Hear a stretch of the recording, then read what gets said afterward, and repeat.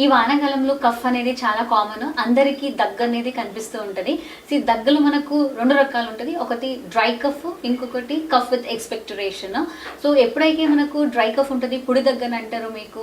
దానికి separate medicines ఉంటాయి. ఎప్పుడైతే ఎక్స్పెక్టరేషన్ మనకు కలర్ వైజ్ అంటే yellow colour, green colour, white colour, ఇలా కలర్ బేసిస్ పైన కూడా హోమియోపతిలో మెడిసిన్స్ ఉంటాయి. మళ్ళీ కఫ్లో మనకు రాట్లింగ్ కఫ్ ఉంటుంది, single episodic cough, double episodic cough, ఇలా రకరకాల కఫ్ ఉంటాయి. డ్రై కఫ్, వెట్ కఫ్ రెండు డిఫరెంట్.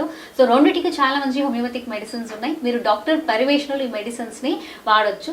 కొన్ని మెడిసిన్స్ అంటే మనకు స్పాంజియా, యాంటీఎంటాట్ ఇలాంటి మెడిసిన్స్ ఉన్నాయి. డాక్టర్ పర్యవేక్షణలు మాత్రమే మీరు ఈ మెడిసిన్స్ అనేది తీసుకోవాలి. మీ కాన్స్టిట్యూషన్ చూసి మీకు ఏ రకమైన కఫ్ ఉంది, మళ్ళీ ఎప్పుడు ఎక్కువ అవుతుంది, timings morning, mid night, evening ఇవి చూసుకొని మనము సింగిల్ కాన్స్టిట్యూషనల్ రెమెడీ, దాంతోపాటు దానికి సంబంధించిన మెడిసిన్స్ అనేది ఇవ్వబడుతుంది. సో డాక్టర్ పర్యవేక్షణలో మీరు మెడిసిన్స్ వాడండి, కొన్ని హెల్త్ టిప్స్ ఫాలో కావండి. ధన్యవాదాలు.